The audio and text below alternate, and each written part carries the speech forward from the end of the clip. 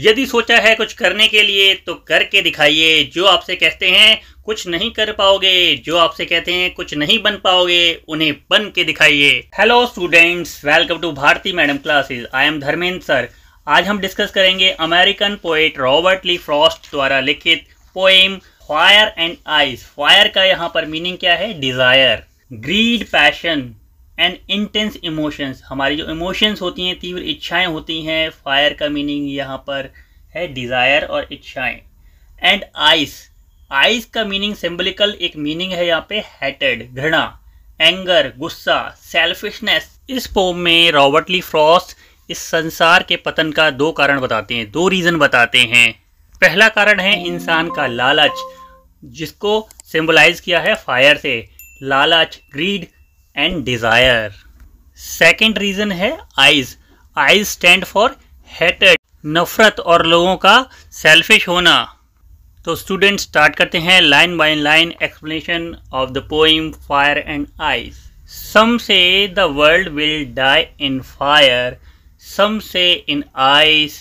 From what I have tasted of desire, I hold with those who favour fire. Poet says, the poet think that fire जो है सिंबलिकल meaning इसका है desire से या grid, लालच लोगों का। जो पोइट है दो सजेस्ट करता है कि दो कारण हैं जो इस संसार का एंड कर देंगे। वन साइड, एक साइड पर वो डिबेट में कहता है कि तो पीपल क्या है, कुछ लोग क्या है फेवर करते हैं कि संसार का जो अंत हो जाएगा वो फायर से हो जाएगा, आग से हो जाएगा। दूसरी तरफ लोग फेवर करते हैं कि जो संसार का अंत होगा वो आइस के कारण होगा, बर्फ के कारण होगा। कैसे? पोम के अंदर फायर का मतलब क्या है, मीनिंग क्या है? डिज़ायर, इच्छाएं। इंसान की जो इच्छाएं होती हैं, ग्रीड, उसका जो लालच होता है। अगर पृथ्वी नष्ट होती है तो यही फायर, यही डिज़ायर, यही ग्रीड इंसान की इसका कारण बनेगी। पोइट भी इसके फेवर में हैं। Second stanza, but if it had to perish twice, I think I know enough of hate to say that for destruction eyes is also great and would suffice। Robert Lee Frost कहते हैं, if the world had to end for second time, यदि संसार दूसरी बार नष्ट होता है तो ice which is symbol of hated, जो आइस है, जो बर्फ है, वो क्या है? सिंबल ऑफ हेटेड, घृणा का सिंबल है, प्रतीक है।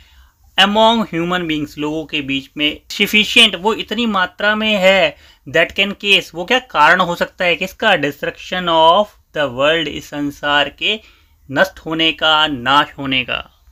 इस तरह से रॉबर्ट ली फ्रॉस्ट दो कारण बताते हैं कि जिससे कि संसार का अंत हो जाएगा, एंड हो सकता है। फर्स्ट कारण क्या है? फायर, और सेकंड क्या है? आइस। दोनों ही इक्वली समान रूप से कारण हो सकते हैं संसार के अंत का।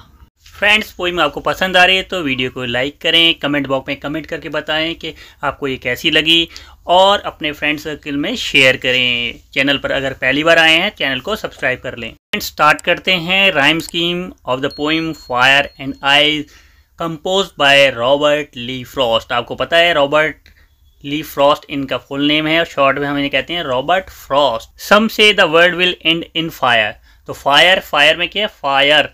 और फायर का जो राइम स्कीम किससे मैच हो रही है? Second line, some say in eyes, तो फायर को हमने ए मेंशन कर दिया यहाँ पे, आइज में B, and third line desire, fire match हो रहा है डिज़ायर से, तो दैट्स वाई यहाँ पे मेंशन करते हैं A. And fourth line, I hold will those who favour fire, तो फायर राइम स्कीम फिर मैच हो रही है ए से, तो यहाँ भी ए मेंशन कर दिया। तो राइम स्कीम क्या होगी हमारी? A B A. तो फर्स्ट स्टैंजा की राइम स्कीम है A B A. Second stanza, but if it had to perish twice, तो ट्वाइस में ट्वाइस हमने इसमें मेंशन किया, ये आइस से। जो सेकेंड लाइन फर्स्ट स्टैंजा की है बी, तो यहाँ भी ट्वाइस है, आइस से मैच हो रहा है राइम, तो यहाँ हमने बी मेंशन कर दिया। सेकेंड स्टैंजा की सेकेंड लाइन हेट, हेट क्या है? ए और बी से मैच नहीं हो रहा राइम स्कीम, तो हेट क्या है? हेट, सी हमने मेंशन कर दिया, इसको सी दे दिया हमने, तो hate. Next third line, to say that for destruction ice, ice match हो रहा है हमारा, आइज फर्स्ट स्टैंजा की सेकंड लाइन में भी आइज आया है, और इधर भी आइज है, तो आइज आइज को हमने मेंशन कर दिया बी। क्या दिया? बी। अब सेकंड स्टैंजा की 4 line, is also great. Great, great की जो लास्ट में राइम मैच हो रही है ग्रेट की सी। सी किससे हो रही है? हेट। जो सेकंड स्टैंजा की सेकंड लाइन है हेट और इधर है ग्रेट, तो क्या हो गया? सी। सी सी दोनों सी हो गए। Next last line, and would suffice. Suffice twice से मैच हो रहा है, यहाँ हमने बी मेंशन किया है तो इधर भी बी हो गया। तो राइम स्कीम सेकंड स्टैंजा की हमारी हो जाती है बी सी बी। तो फर्स्ट स्टैंजा की है A B A, second stanza की बी सी बी। तो कंप्लीट क्या होगी? A B C B.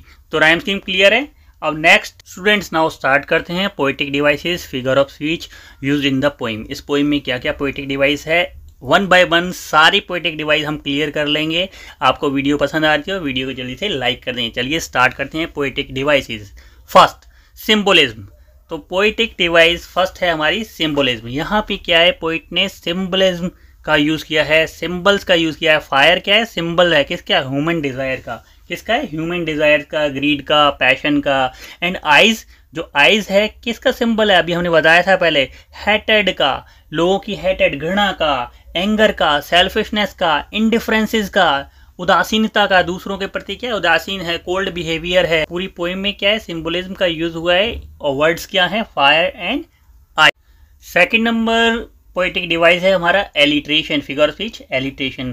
तो एलिट्रेशन होता क्या है? Alliteration is the repetition of same letter. तो क्या है? Alliteration is the repetition of same letter, एक ही लेटर और कॉन्सोनेंट साउंड्स का एट द स्टार्ट ऑफ 2 और मोर क्लोजली प्लेस वर्ड। एक साथ 2 वर्ड आ रहे हैं और उसमें कॉन्सोनेंट साउंड स्टार्टिंग के वर्ड का पहला जो अल्फाबेट है कॉन्सोनेंट साउंड अगर क्रिएट करता है तो वहां पर एलिट्रेशन फिगर ऑफ स्पीच होता है। कैसे? इन लाइन नंबर 1 में देखिए, सम से, सम का एस और से का एस दोनों क्या है? अल्फाबेट क्या है? मैच हो रहे हैं। साउंड किसकी आ रही है? कॉन्सोनेंट की। सेकेंड है इसमें W and W, word will. तो डब्ल्यू डब्ल्यू क्या है? साउंड क्रिएट कर रहा है किसका? कॉन्सोनेंट का। तो इस लाइन में, लाइन नंबर 1 में क्या है? Figure of speech alliteration.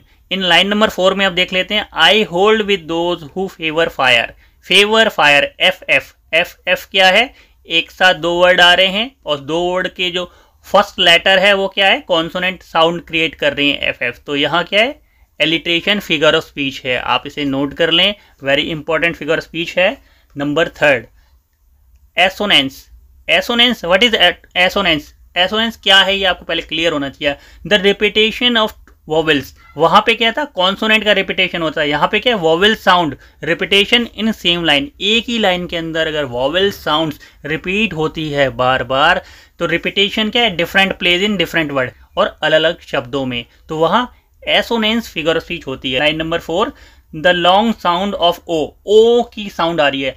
I hold with those who favour fire. तो होल्ड में क्या है? ओ, ये हाईलाइट हो रहा है ओ, एंड दोज में दोज में ओ, दोनों ओ की साउंड क्रिएट कर रहे हैं। तो यहाँ फिगर ऑफ स्पीच क्या है? हमारा रिपीटेशन ऑफ वोवेल के रीजन से क्या है? कारण से क्या है? एसोनेंस होता है। ठीक है। अब नेक्स्ट फिगर ऑफ स्पीच है नंबर 4 एनाफोरा। है क्या होता है? पहले आपको ये क्लियर कर लेते हैं। द रिपीटेशन ऑफ वर्ड और expression eight the start of 2 और मोर लाइन्स, यानी कि 2 लगातार लाइन आ रही है। ठीक है, एक लाइन है फिर उसके बाद दूसरी लाइन है, उसमें रिपीटेशन हो रहा है, एक ही वर्ड या एक ही एक्सप्रेशन, भाव दोबारा से रिपीट हो रहा है। जैसे कि हमारी लाइन नंबर 1 है पोइम में और लाइन नंबर 2 है, इसमें जो एक वर्ड है, क्या वर्ड है? सम से, is repeated eight the start of line 1 में भी स्टार्टिंग में है और लाइन नंबर 2 में है। तो इसलिए यहाँ पे क्या है? एनाफोरा। ये आप नोट कर लीजिए और अपनी पोइम में, बुक में हाईलाइट कर लीजिए जिससे कि आपको याद रहे। Next personification. Figure of speech क्या है? Number 5 personification. तो व्हाट इज पर्सोनिफिकेशन? क्या है? जो हिंदी में आपने पढ़ा होगा, मानवीयकरण अलंकार। जो ह्यूमन बीइंग की क्वालिटी होती है, जो इंसान मानव की क्वालिटी होती है, वो ऑब्जेक्ट के अंदर दिखाया गया है। किसमें? फायर में एंड आइज में। कैसे? उनकी क्वालिटी को कैसे दिखाया गया है तो देख लेते हैं एग्जाम्पल।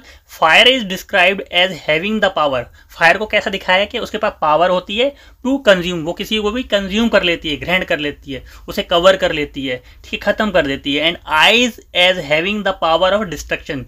जो आइज के बजाय ह्यूमन बीइंग की पावर होती है ना किसी को भी नष्ट करने की, किसी को भी उस पर खत्म कर देता है, इसी तरह से उसके पास भी पावर है, एक क्वालिटी है किसकी? डिस्ट्रक्शन की, कि खत्म करने की, संसार को खत्म करने की पावर किसके पास है? आइज के पास दिखाई गई है। तो ये क्वालिटी किसके? इंसान के पास होती है। तो वही क्वालिटीज अगर किसी भी ऑब्जेक्ट के अंदर दिखाई जाती है तो वहाँ पे फिगर ऑफ स्पीच हमारा क्या होता है? पर्सोनिफिकेशन। दैट्स वाई यहाँ पे क्या पर्सोनिफिकेशन का यूज हुआ। अब नंबर 6 है metaphor.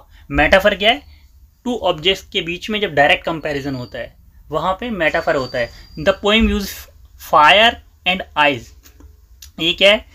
Metaphor to represent desire. और फायर किसके लिए हुआ है? कंपैरिजन फायर का किससे? डिजायर। फायर किसके लिए यूज हुआ है यहाँ पे? डिजायर के लिए, इच्छाओं के लिए, मानव की जो इच्छाएं होती हैं उसके लिए। एंड आइज, और आइज का किसके लिए यूज हुआ है? डायरेक्ट हेटेड, घृणा के लिए। तो ये दोनों का कंपैरिजन हो रहा है आपस में, फायर का डिजायर के साथ और आइस का हेटेड के साथ। तो यहाँ पे फिगर स्पीच हमारे क्या है? मेटाफर। नेक्स्ट हमारी फिगर स्पीच है इमेजरी। इमेजरी का प्रयोग किया जाता है किसके लिए? क्रिएट ए विविड पिक्चर, एक बहुत सजीव पिक्चर क्रिएट करने के लिए। किसके? माइंड में, किसके? Of the reader. जो हमारा रीडर है, पोइम को कोई भी पढ़ता है, जैसे हम पढ़ रहे हैं, तो जैसे ही हम इस पोइम को पढ़ते हैं तो हमारे जो 5 सेंसेस हैं वो क्या है? जागृत हो जाते हैं। हमारे सेंस है ना, आँख, नाक, जीभ, त्वचा, हमारी जो ज्ञानेंद्रियाँ होती हैं वो जागृत हो जाती हैं, 5 सेंस, और माइंड में हम पिक्चर्स इमेजिन करने लगते हैं। कैसे? लाइन नंबर 1 में हम देख लेते हैं। सम say the world will end in fire.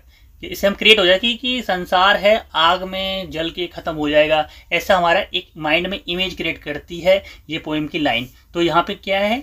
Figure of speech, imagery का यूज हुआ है। लाइन नंबर 7 एंड 8 में आप ध्यान से देखिए।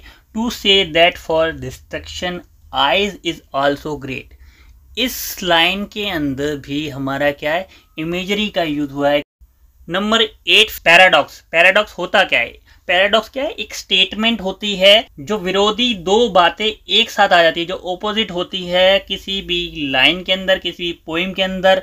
और वो क्या है? वैसे तो वो ओपोजिट दिखती हैं बट येट फिर भी क्या है? वो सत्य होती हैं, सही होती हैं, करेक्ट होती हैं। कैसे?